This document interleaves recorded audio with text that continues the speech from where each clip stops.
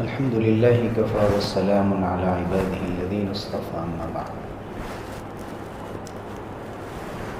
Islamic history پہ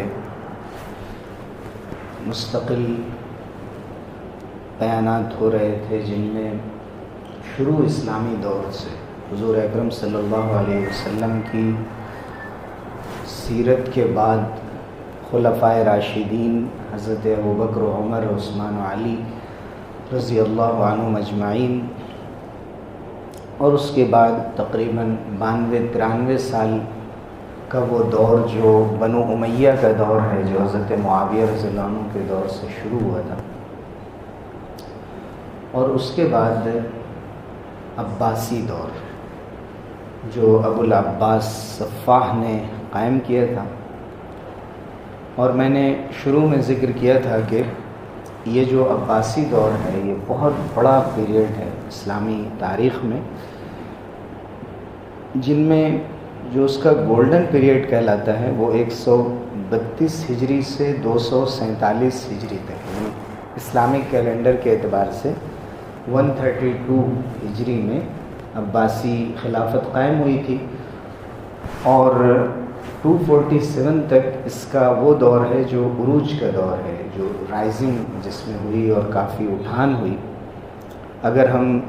اپنی عام جو کیلنڈر ہے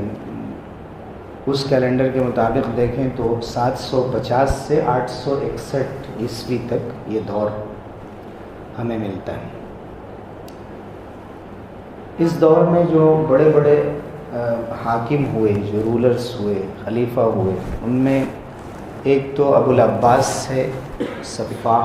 جس نے یہ حکومت قائم کی تھی۔ پھر اس کے بعد ایک بڑا نام منصور کا ہے، جس کے کارناموں کا ہم نے ذکر کیا تھا۔ مہدی ہیں، ہادی ہیں، ہادی ہارون رشید کے بھائی تھے، مہدی ان کے والد تھے۔ پھر ہارون رشید کے بیٹے امین جو کچھ دن رہے، پھر ان کے دوسرے بیٹے مامون جن کی بڑی حکومت رہی لمبی مدت تک، پھر معتصم جن کا بیان اس سے پہلے ہم نے کیا تھا، اور پھر واثق اور متوکل، یہ 10 ہیں اس دور میں۔ یہ تقریباً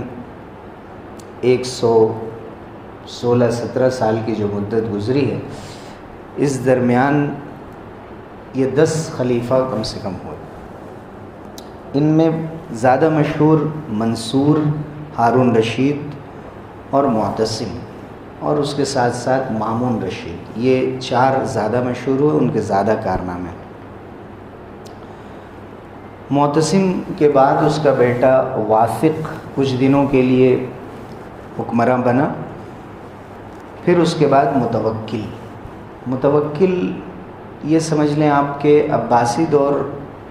کے جو عروج کا دور تھا، ترقی کا دور تھا، اس دور میں متوکل آخری خلیفہ تھا۔ اس نے بہت سے کام کیے، ٹیکس لوگوں پر کم لگائے، چیزیں اس کے دور میں سستی ملتی تھیں، طبیعت کا وہ نرم تھا، اور اس کا کہنا تھا کہ مجھ سے پہلے بہت سے حکمراں خلفاء گزرے ہیں جو لوگوں کے ساتھ سختی کرتے تھے تاکہ وہ فرما بردار بنے، باتوں کو مانیں، لیکن میں چاہتا ہوں کہ محبت سے کام کروں۔ نرم طبیعت کا تھا، اس وجہ سے لوگوں کے ساتھ نرمی کے ساتھ پیش آتا تھا، اور اس طور پر بھی اس نے بڑی کامیابی حاصل کی۔ لیکن بعض اس سے بہت بڑی غلطیاں بھی ہوئیں، جیسے اسے حضرت علی رضی اللہ عنہ کی اولاد سے، آل علی جسے کہتے تھے، ان سے ان کو بہت ڈر تھا، اور ان کو یہ ڈر تھا کہ کہیں ہماری حکومت یہ ختم نہ کر دیں، اس لیے یہ بہت زیادتیاں کرتے تھے ان کے ساتھ۔ یہاں تک کہ جو اس دور میں شیعہ حضرات تھے، شیعوں کے ساتھ بھی انہوں نے کبھی تو صحیح اور کبھی غلط بہت زیادتیاں کی، سنیوں کے ساتھ بھی کی، اور اس کے ساتھ ایک بڑا جرم یہ ہوا کہ بہت سے قبروں کو نقصان پہنچایا، جن کا تعلق حضرت علی رضی اللہ عنہ کے خاندان سے تھا۔ ان میں حضرت حسین رضی اللہ عنہ کے قبر کو بھی انہوں نے نقصان پہنچایا، جس کی وجہ سے ان کے سارے کارناموں کو ایک طرف رکھا جاتا ہے، اور یہ اتنی بڑی غلطیاں ہیں جن کی وجہ سے ان کو بعد کے لوگوں نے معاف نہیں کیا، کہ یہ کرنا کہ آپ انتقام لیں زندوں سے، آپ مرحوم لوگوں سے اور بھی ایسے محترم اور اسلام کی ایسی بڑی شخصیتوں کے ساتھ اگر گستاخی کریں تو وہ ناقابل معافی ہے۔ اسی کے ساتھ ساتھ جو کرسچنز تھے اس زمانے میں، تو مسلم حکومت میں وہ مائنورٹیز تھے، مائنورٹیز کے بہت حقوق رکھے گئے ہیں اسلام میں، ان کے رائٹس ہیں، تو ان کے ساتھ اچھا برتاؤ کیا جاتا تھا چونکہ وہ تابع بن کر رہتے تھے۔ لیکن انہوں نے یہ کیا کہ جب رومیوں کی طرف سے مسلسل جو رومن امپائر کے بچے کچے کچھ لوگ رہ گئے تھے، سرحد پر جو لائن آف کنٹرول تھے بغداد کی، وہاں پہ مستقل جنگ چلتی رہتی تھی، رومیوں کی طرف سے اٹیک ہوتے رہتے تھے، اس کی وجہ سے انہوں نے اپنی جو رعایا تھے، اپنی حکومت میں جو عیسائی تھے ان سے بدلہ لینے لگے اور ان کے ساتھ سختیاں کرنے لگے، ان کو جاسوس سمجھنے لگے، یہاں تک کہ انہوں نے کہا کہ تم مسلمانوں جیسے لباس نہیں پہن سکتے۔ ان کا لباس انہوں نے الگ کر دیا، ان کی پہچان الگ کر دی، مسلمانوں کی برابری نہیں کر سکتے۔ حالانکہ حضور صلی اللہ علیہ وسلم کے زمانے سے جو لوگ بھی نان مسلم مسلم حکومت کے ماتحت رہتے تھے، کچھ کنڈیشن کے ساتھ ان کو بڑی آزادی تھی۔ اتنی آزادی مسلمانوں کو غیر مسلم حکومتوں کے تحت نہیں ملتی ہے جتنی آزادی ملی، لیکن یہ متوکل کی غلطی تھی کہ انہوں نے کرسچنس کے ساتھ بھی زیادتیاں کی۔ تو یہ ان کے ویک پوائنٹس ہیں کہ جن کی وجہ سے ان کی بدنامی ہوئی۔ متوکل کے بعد یہ عباسیوں کا دور سمٹنا شروع ہو گیا، اور سب سے بڑی وجہ زوال کی یہ تھی کہ معتصم کے دور سے معتصم نے ایرانیوں کو ذرا دور کر کے ترکوں کو، جو ترکی کے لوگ تھے، ان لوگوں کو زیادہ موقع دیا۔ ان میں کئی ایسے بھی تھے جو ترکی کے تھے لیکن مسلمان نہیں تھے، کچھ تھے جو نئے نئے مسلمان تھے، ٹرینڈ نہیں تھے بہت زیادہ، تو ان کی طرف سے بھی بہت بیجا زیادتیاں ہوئیں، اور اخیر میں ایسا ہو گیا کہ جو کسی بھی حکومت کے زوال کے لیے، خاص طور سے مسلم حکومت کے زوال کے لیے بات کافی ہوتی ہے، یہ غلطی کہ کوئی حکمراں یا خلیفہ پوری ملت کے مفاد میں سوچے، اس کے بجائے وہ اگر عربین ہے تو وہ عرب لوگوں کے بارے میں سوچنے لگا، اگر وہ وزیر تھا، منسٹر تھا کسی عرب رولر کے دور میں، وہ ایرانی تھا تو وہ ایرانیوں کو زیادہ فائدہ پہنچانے لگا۔ اسی طرح سے چونکہ عباسی حکومت کے بنانے میں ایران کے لوگوں کا بہت بڑا ہاتھ تھا، وہ زیادہ تر وزیروں کے عہدے پہ ایرانی ہوتے تھے، انہوں نے اپنے لوگوں کو زیادہ داخل کیا، اور معتصم کے بعد سے ترک آئے تو انہوں نے ترکوں کو اندر لانا شروع کیا۔ یہ اسلامی جو تصور ہے اس کے خلاف ہے، یہ ایک طرح کی نیشنلزم ہے اور ریسزم ہے جس کی اسلام میں گنجائش نہیں کہ نسل پرستی ہو، قوم پرستی ہو، اور نظر انداز کر دیا جائے اسلام کی بنیاد کو، مسلمان ہونے کی بنیاد کو، اس کو نظر انداز کر کے بہت محدود سوچ کے ساتھ حکومت کی جائے۔ جب حکومت میں عیاشی، لاپرواہی، غلطیاں یہ ایک طرف ہوں، گستاخیاں ہوں، اور اس کے ساتھ ساتھ پھر قوم پرستی پیدا ہو جائے تو پھر وہ حکومت زیادہ دن تک ترقی نہیں کر پاتی۔ اس کے ساتھ ساتھ ایک دو چیزیں اور ہیں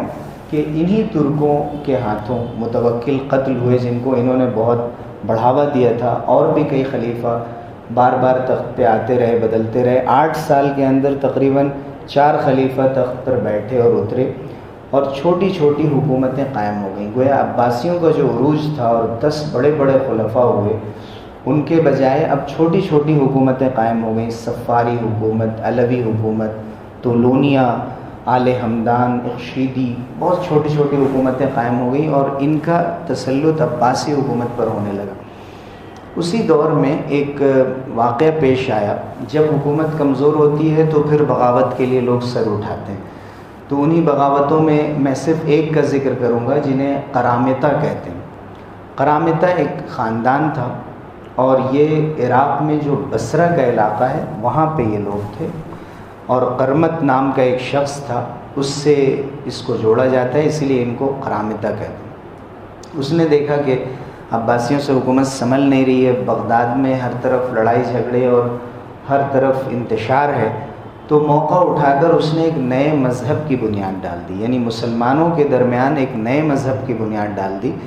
کہ جس کو ماننے والے لوگ قرمتی کہلاتے تھے، اور اس نے اپنا نیا طریقہ ایجاد کر لیا، عبادت میں چھیڑ چھاڑ شروع کر دی،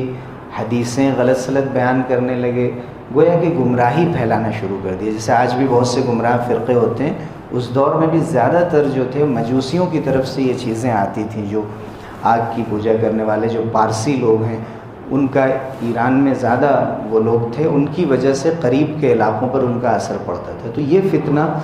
278 ہجری میں ہوا تھا اور 50 سال سے زیادہ یہ فتنہ جاری رہا تھا۔ عراق کے اندر، شام کے اندر کافی انہوں نے ظلم کیے، لوگوں کو کے ساتھ لوٹ مار کا معاملہ کیا، اور یہاں تک یہ لوگ آگے بڑھ گئے کہ 317 ہجری کا سال تھا جب حج کے موقع پر مکے میں جا کر انہوں نے حاجیوں کو نقصان پہنچایا، قتل عام کیا، یہاں تک کہ طواف کو رکوا دیا،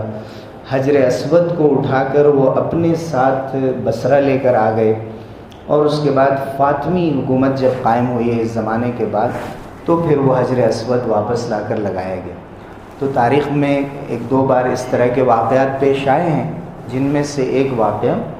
عباسی حکومت کے پہلے دور کے ڈاؤن فال کے زمانے میں، جب یہ متوکل وغیرہ کا زمانہ چل رہا تھا، اس کے بعد قرامطہ کو یاد رکھنا چاہیے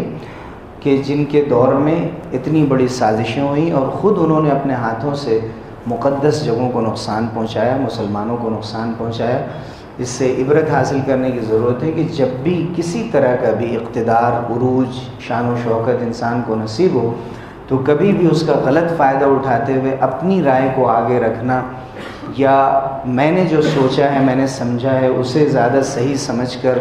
اور اسے لوگوں کے درمیان عام کرنا، اس کی وجہ سے کبھی کبھی گمراہیوں میں مبتلا ہو جانا، اصلاح کرنے والوں کی پرواہ نہ کرنا، یہ چیز انسان سے بہت بڑی بڑی غلطیاں کرا دیتی ہے، جیسے قرامطہ سے ہوئی، اور ہمیشہ کے لیے وہ تاریخ میں بدنام ہو گئے۔ اس کے بعد زوال کا دور شروع ہو جاتا ہے۔ اس دور میں بھی کئی بڑے بڑے حکمراں ہوئے، اور تقریباً اس دور میں بھی 11 حکمراں ہوئے دوسرے دور میں۔ ان میں ایک دو نام، مہتدی باللہ اور معتضد باللہ، یہ دو بڑے اچھے حکمراں گزرے، اور مہتدی باللہ تو چاہتے تھے کہ حضرت عمر بن عبدالعزیز کی طرح حکومت چلائیں، لیکن آخری جو حکمراں تھے اس دور کے، یہ دور تقریباً 944 عیسوی میں جا کر ختم ہوتا ہے، 333 ہجری میں، کہ جس وقت ایران میں ایک دوسری حکومت بنو بویہ کی قائم ہو گئی تھی، اور اس کا پہلا حکمراں تھا معز الدولہ، جس نے ان کے اوپر قبضہ کر لیا، اور گری پڑی شکل میں بھی جو عباسی حکومت رہ گئی تھی اس کا بھی خاتمہ کر دیا۔ ایک لمبے عرصے کے بعد پھر عباسیوں کو عروج نصیب ہوا، اور پھر جا کر وہ 656 میں پوری طرح سے تاتاریوں کے ہاتھوں بغداد کا سقوط ہو گیا۔ اس کا ذکر ہم آگے کریں گے، لیکن یہاں پر جو چیز مقصود تھی جو بیان کرنا، وہ یہ کہ یہ اتنا زرعی دور، جس دور میں ہارون رشید اور منصور اور معتصم اور متوکل جیسے لوگ گزرے ہوں، ان لوگوں کے سارے کارنامے ایک طرف ہیں، لیکن جب غلطیاں ہونے لگتی ہیں، غلطیاں عقیدے میں بھی ہوئیں، خلق قرآن کا فتنہ جن کے بارے میں ہم تفصیل سے بیان کر چکے ہیں کہ قرآن کو اللہ کا کلام سمجھنے کے بجائے اللہ کی مخلوق سمجھنے لگے۔ مامون کے زمانے میں یہ فتنہ بہت آگے بڑھا، علماء کو سزائیں دی گئیں۔ اس کے علاوہ لوگوں کے ساتھ معاملات میں غلطی کی جانے لگی، عیاشیاں ہونے لگی، قومیت بڑھ گئی، نیشنلزم کو فروغ دیا جانے لگا، عرب عربوں کا سپورٹ کرنے لگے، ترک ترکوں کا، ایرانی ایرانیوں کا۔ یہ وہ چیزیں تھیں کہ جنہوں نے اس پوری حکومت کو نقصان پہنچایا، اور تاریخ کے ہر دور میں یہ تعصب، تنگ نظری، اپنے مفاد کو ترجیح دینا، قوم کے مفاد کو نظر انداز کر دینا، یہ وہ چیزیں ہیں جو کل بھی نقصان دہ تھیں، آج بھی نقصان دہ ہیں۔ اس لیے ہمیں کم سے کم، ہم سیاست میں نہیں ہیں، ہم حکومت میں نہیں ہیں، لیکن اپنے اپنے دائرے میں، اختیار میں، اپنے ذاتی تعلقات میں ہمیں مسلمانوں کے اتحاد کو کلمہ لا الہ الا اللہ کی بنیاد پر اختیار کرنا چاہیے، نہ کہ علاقے کے رنگ اور نسل کی بنیاد پر، برادری کی بنیاد پر۔ ان چیزوں کا ہمیں خاتمہ کرنا چاہیے اور اپنے آپ کو کم سے کم محفوظ رکھنا چاہیے۔ اللہ رب العزت ہم سب کو اس کی توفیق سے نوازے۔ آمین۔ وآخر دعوانا الحمد للہ۔